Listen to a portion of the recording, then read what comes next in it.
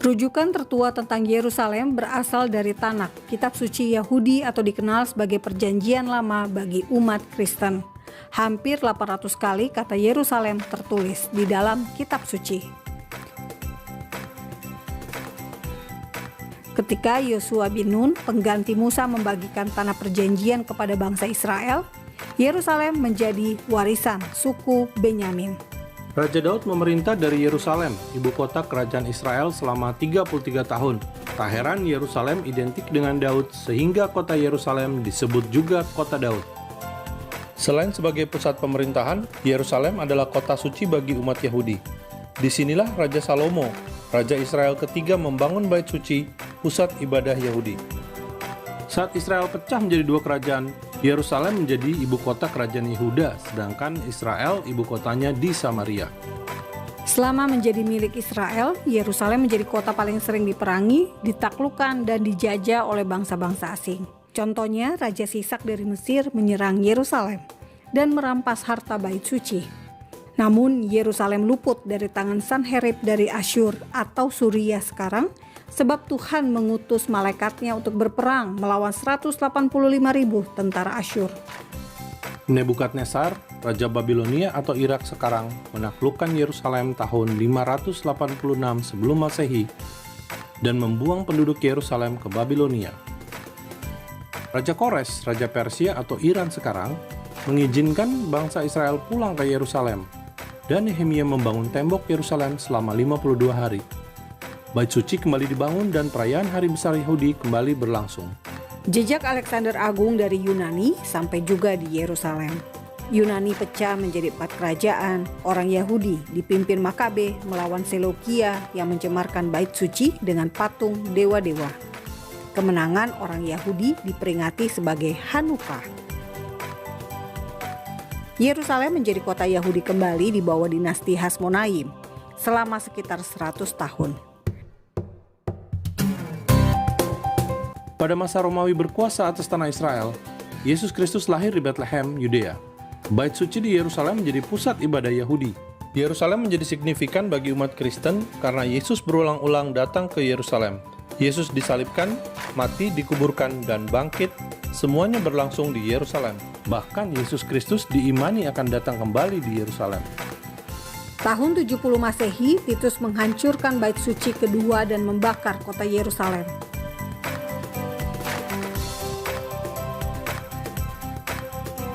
Orang Yahudi di bawah pimpinan Bar Koba berhasil melawan Romawi, tapi kembali ditaklukkan Romawi tahun 135 Masehi, sehingga Romawi mengubah nama Yudea menjadi Palestina.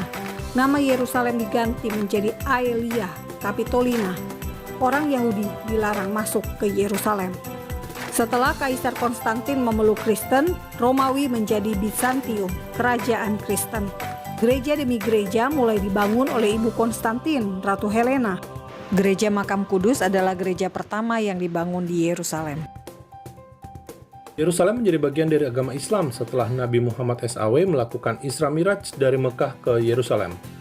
Awalnya Yerusalem hanya menjadi kiblat umat Islam selama beberapa bulan sebelum Mekah. Setelah Umar bin Khattab mengepung Yerusalem selama 4 tahun, kuasa atas Yerusalem beralih dari Kristen ke Islam. Pada pemerintahan Abdul Malik dibangun Masjid Kuba Emas, dan Al-Walid membangun Masjid Al-Aqsa tahun 705 Masehi. Tentara salib merebut Yerusalem pada 1099 Masehi. Kuasa atas Yerusalem jatuh lagi ke tangan Islam setelah Saladin mengalahkan tentara salib. Yerusalem menjadi provinsi di bawah Ottoman selama 400 tahun. Saat Ottoman berkuasa, sesungguhnya mayoritas penduduk Yerusalem adalah orang Yahudi. Tahun 1917, Jenderal Allenby memimpin tentara Inggris merebut Yerusalem dan menjadikan kota ini pusat administrasi Inggris. Setelah PBB membagi dua tanah bangsa Israel menjadi Arab Palestina dan Yahudi Palestina, orang Yahudi mendeklarasikan kemerdekaan Israel pada 14 Mei 1948 dengan Yerusalem sebagai ibu kotanya. Akibatnya 5 negara Arab yaitu Suria, Lebanon, Mesir, Yordania, dan Irak menyerang Israel. Perang Arab-Israel 1948 berakhir dengan gencatan senjata yang berujung pada kehilangan besar bagi Israel.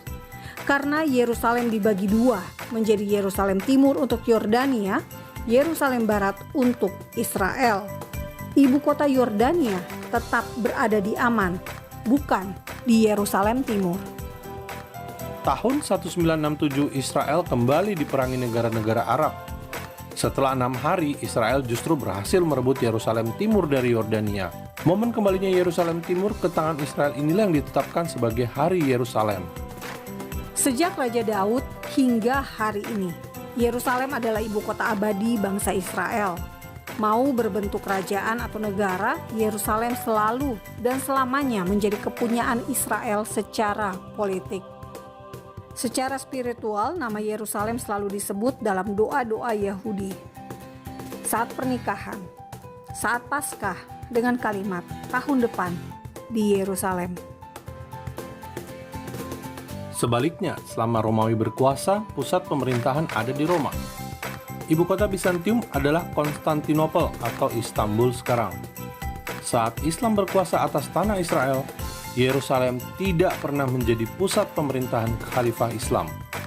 Khalifah Rashidun yang berpusat di Madinah, dinasti Umayyah beribu kota di Damaskus, Abbasiyah ibu kotanya di Baghdad, Fatimid di Kairo.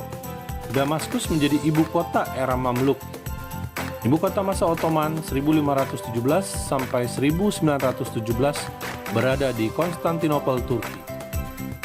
Palestina mengklaim Yerusalem sebagai ibu kota Palestina saat deklarasi kemerdekaan Palestina tahun 1988. Menyusul pemindahan kedubes Amerika ke Yerusalem, negara-negara Arab menyatakan Yerusalem Timur sebagai ibu kota Palestina.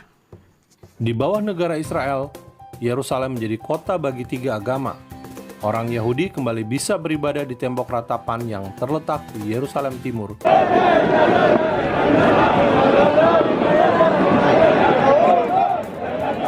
Jutaan peziarah Kristen dari seluruh dunia bisa datang ke Israel. Bahkan umat Muslim dari Indonesia bisa wisata dan sholat di Masjid Al-Aqsa yang masih berfungsi hingga sekarang. Fakta sejarah, arkeologi, dan peradaban membuktikan Yerusalem identik dengan bangsa Israel. Meski diperangi dan dihancurkan, bahkan orang Yahudi tersingkir dari Yerusalem, namun pada akhirnya Tuhan menggenapi janjinya. Aku akan membawa mereka pulang, supaya mereka diam di tengah-tengah Yerusalem. Seperti orang Yahudi berkata, sampai tahun depan Yerusalem. Salam damai dari Fakta Israel.